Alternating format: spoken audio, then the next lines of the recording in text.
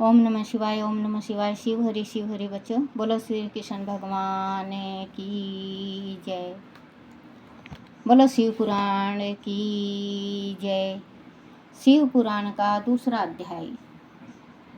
ओम नमः शिवाय, ओम नमः शिवाय, ओम नमः शिवाय बाबा, ओम नमः शिवाय, ओम नमः शिवाय, ओम नमः शिवाय, ओम नमः शिवाय, ओम नमः शिवाय, ओम नमः शिवाय बाबा, ओम नमः शिवाय, ओम नमः शिवाय, ओम नमः शिवाय, ओम नमः शिवाय, ओम नमः शिवाय, ओम नमः शिवाय बाबा, ओम नमः शिवाय, ओम नमः शिवाय, ओम नमः शिवाय, ओम नमः शिवाय, ओम नमः शिवाय, ओम नमः शिवाय बाबा, ओम नमः शिवाय, ओम नमः शिवाय बाबा, ओम नमः शिवाय। बोलो शिव पार्वती की जय।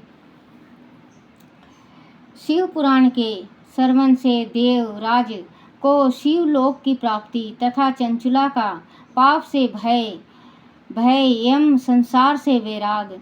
श्री सोनक जी ने कहा, महाभाग सुत जी, आप धन्य हैं, परमार्थ तत्व के ज्ञाता हैं। आपने कृपा करके हम लोगों को वह बड़ी अद्भुत एक दीप कथा सुनाई है। भूतल पर इस कथा के समान कल्याण का सर्वश्रेष्ठ साधन दूसरा कोई नहीं है। यह बात हमने आज आपकी कृपा से निश्चय पूर्वक समझ ली। सुत जी, कलयुग में इस कथा के द्वार कौन कौन से पापी शुद्ध होते हैं, उन्हें कृपा पूर्वक बतलाइए और इस जगत को कृतार्थ कीजिए। सुत जी बोले, मुनि, जो मनुष्य पापी, दुराचारी, खल तथा काम क्रोध आदि में निरंतर डूबे रहने वाले हैं, वह भी इस पुराण के श्रवण पाठन से अवश्य ही शुद्ध हो जाते हैं। इस विषय में जानकर मुनि इस प्राचीन इतिहास का उदाहरण दिया करते हैं, जिसके श्रवण मंत्र से पापों का पूर्ण तय नाश हो जाता है। पहले की बात है, कहीं किरातों के नगर में एक ब्राह्मण रहता था, जो ज्ञान में अत्यंत दुर्लभ दारिद्र, इस रस बेचने वाला तथा वैदिक धर्म से विमुख था। वह स्नान, संध्या आदि कर्मों से भ्रष्ट हो गया था और वेश्यावृत्ति में तत्पर रहता था। उसका नाम था देवराज। वह अपने ऊपर विश्वास करने वाले लोगों को ठगा करता था। उसने ब्राह्मणों, क्षत्रियों, वैश्यों, शूद्र तथा दूसरों को भी अनेक बहानों से मारकर उनका धन हड़प लिया था, परंतु उस पापी का थोड़ा सा भी धन कभी धर्म के काम में नहीं लगा था। वह वेश्यागामी तथा सब प्रकार से आचार भ्रष्ट था। एक दिन घूमता घामता वह देवयोग से प्रतिष्ठानपुर जोशी प्रयाग में जा पहुंचा। वहां उसने एक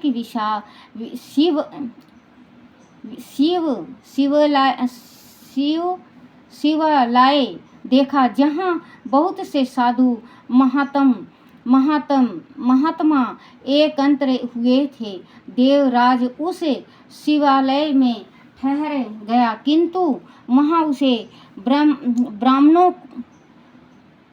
उसे ब्राह्मण को ज्वर आ गई। उस ज्वर से उसको बड़ी पीड़ा होने लगी। वह एक ब्राह्मण देवता शिव पुराण की कथा सुना रहे थे। ज्वर में पड़ा हुआ देवराज ब्राह्मण के मुखार विंद से निकली हुई उस शिव कथा को निरंतर सुनता रहा। 1 माह के बाद वह ज्वर से अत्यंत पीड़ित होकर चल बसा। यमराज के दूत आए और उसे पासों से बांध कर बालपूर्वक यमपुरी में ले गए। इतने में ही शिवलोक से भगवान शिव के प्रसाद गण आ गए। उनके गोर अंग कपूर के समान उज्जवल थे, हाथ त्रिशूल से सुशोभित हो रहे थे। उनके संपूर्ण अंग भस्म से उद्भासित थे और रुद्राक्ष की माला उनके शरीर की शोभा बढ़ा रही थी। वह सब के सब क्रोधपूर्वक यमपुरी में गए और यमराज के दूतों को मार पीट कर बारंबार धमका कर उन्होंने देवराज को उनके चंगुल से छुड़ा लिए और अत्यंत अवधूत विमान पर बिठाकर जब वह शिवदूत कैलाश जाने को उद्यत हुए, उस समय यमपुरी में बड़ा भारी कोलाहल मच गया। उस कोलाहल को सुनकर धर्मराज अपने भवन से बाहर आए। साक्षात दूसरे रुद्र के समान प्रतीत होने वाले उन चारों दूतों को देखकर धर्मराज ने उनका विधि पूर्वक पूजन किया। धर्मराज ने उनका विधि पूजन किया और ज्ञान दृष्टि से देखकर सारा वृत्तांत जान लिया। उन्होंने भय के कारण भगवान शिव के उन महात्मा दूतों से कोई बात नहीं पूछी, उल्टे उन सबकी पूजा एवं प्रार्थना की। तत्पश्चात वह शिवदूत कैलाश को चले गए और वह पहुंचकर उन्होंने उस ब्राह्मण को दया सागर संबद्ध शिव के हाथों में दे दिया।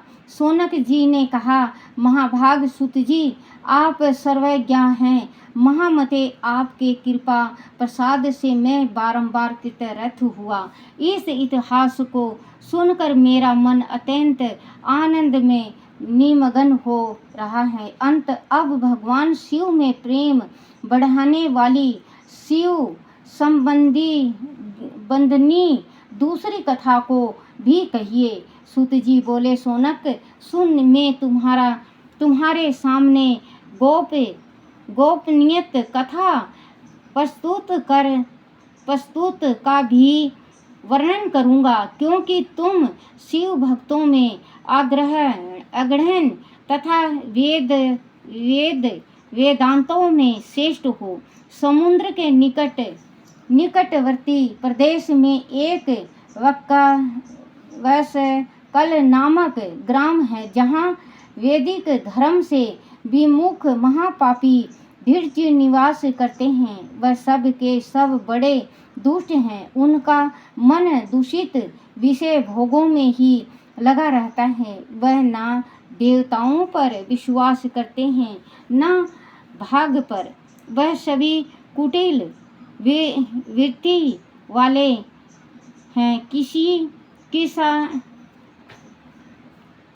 किसानी करते और भांति भांति के घातक अस्त्र शस्त्र रखते हैं। वह व्यभिचारी और खल हैं। ज्ञान वैराग तथा श्रद्धा में का सेवन ही मनुष्य के लिए परम पुरुषार्थ है। इस बात को वह बिल्कुल नहीं जानते हैं। वह सभी पशु बुद्धि वाले हैं। जहाँ के धीर्ज ऐसे हों, वहाँ के अन्य वर्णों के विषय में क्या कहा जाए। अन्य वर्णों के लोग भी उन्हीं की भांति कीर्ति सत्य विचार रखने वाले संध्या धर्म विमुख एवं खल हैं। वह सदा कुक्रम में लगे रहते और नित्य विषय भोगों में ही डूबे रहते हैं। वहाँ की सब स्त्रियां भी कुटिल स्वभाव की, स्वच्छचारिणी, पाप सत्य कीर्तिरथ विचारण वाली और भवचारिणी हैं। वह सदा व्यवहार तथा सदाचार से सर्वथा शून्य हैं, उस प्रकार वह दुष्टों का ही निवास है। उस वत्सकाल नामक ग्राम में किसी समय एक बिंदुक नामधारी ब्राह्मण रहता था। वह बड़ा अधर्म था, दुरात्मा और महापापी था। यद्यपि उसकी स्त्री बड़ी सुंदरी थी, तो भी वह कुमार्ग पर ही चलना था। उसकी पत्नी का नाम चंचुला था। वह सदा उत्तम धर्म के पालन में लगी रहती थी, तो भी उसे छोड़कर वह दुष्ट ब्राह्मण वेश्यागामी हो गया था। इस तरह कुमार्ग में लगे हुए उस बिंदुक के बहुत बरस व्यतीत हो गए। उसकी स्त्री चंचला काम से पीड़ित होने पर भी स्वधर्म नाश के भय से क्लेश सह कर भी दीर्घ काल तक धर्म से भ्रष्ट नहीं हुई, परंतु दुराचारी पति के आचरण से प्रभावित हो आगे चलकर वह स्त्री भी दुराचारणी हो गई। इस तरह दुराचार में डूबे हुए उन मूढ़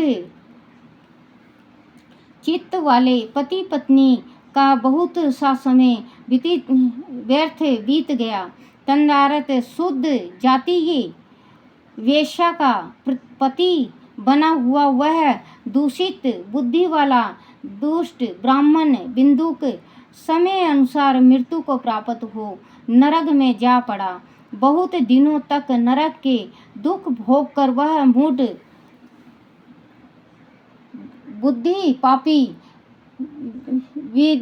विंध्य पर्वत पर भयंकर पिशाच हुआ। उधर उस दुराचारी पति विंदुक के मर जाने पर वह मूढ़ हृदय चंचुला बहुत समय तक पुत्रों के साथ अपने घर में ही रही। एक दिन देव योग से किसी पुण्य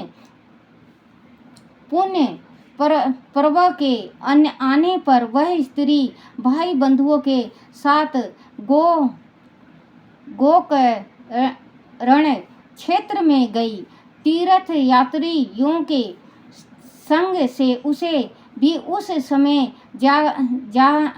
जाकर किसी तीर्थ के जल में स्नान किया। फिर वह साधारण गत मेला देखने की दृष्टि से बंधुओं के साथ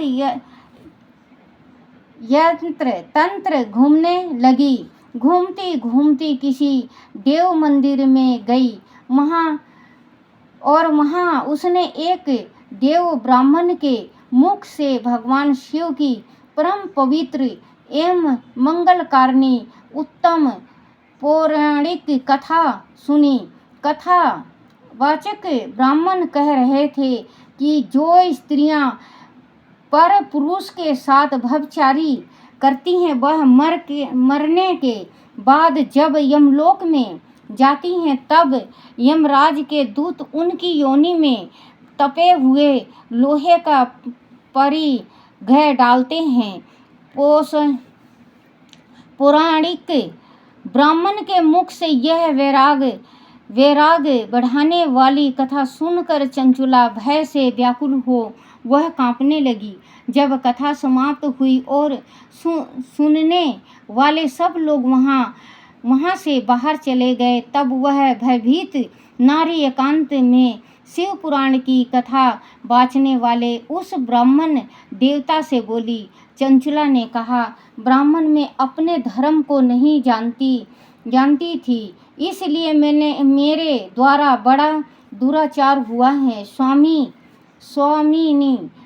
स्वामी मेरे ऊपर अनुपम कृपा करके आप मेरा उद्धार कीजिए। आज आपके वैराग रस से ओत प्रोत इस वचन को सुनकर मुझे बड़ा भय लग रहा है। मैं कांप उठी हूँ और मुझे इस संसार से वैराग हो गया है। मुझे मूढ़ चिंता वाली पापनी को धिक्कार है। मैं सर्वथा निंदा के योग हूँ, कुतिशाय विद्याओं में फंसी हुई हूँ और अपने धर्म से विमुख हो गई हूँ।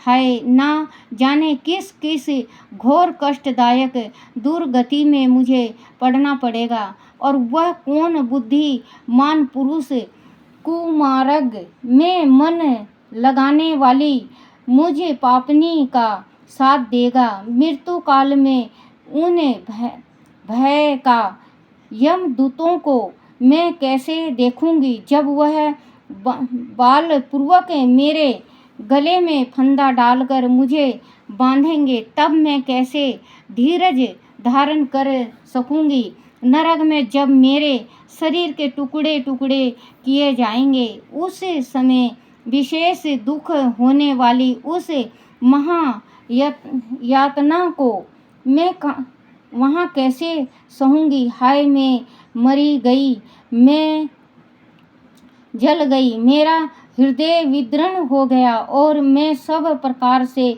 नष्ट हो गई, क्योंकि मैं हर तरह से पाप में ही डूबी रही हूँ। ब्राह्मण, आप ही मेरे गुरु, आप ही माता और आप ही पिता हैं।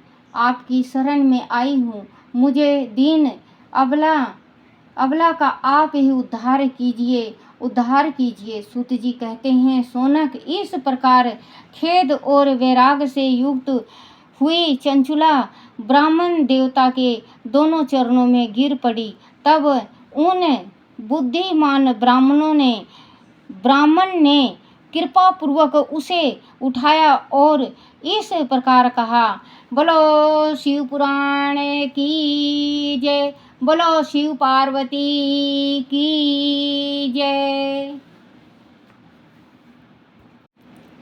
ओम नमः शिवाय, ओम नमः शिवाय, ओम नमः शिवाय, ओम नमः शिवाय, ओम नमः शिवाय बाबा, ओम नमः शिवाय, ओम नमः शिवाय, ओम नमः शिवाय, ओम नमः शिवाय, ओम नमः शिवाय, ओम नमः शिवाय बाबा, ओम नमः शिवाय, ओम नमः शिवाय बाबा, ओम नमः शिवाय, ओम नमः शिवाय, ओम नमः शिवाय, ओम नमः शिवाय, ओम नमः शिवाय।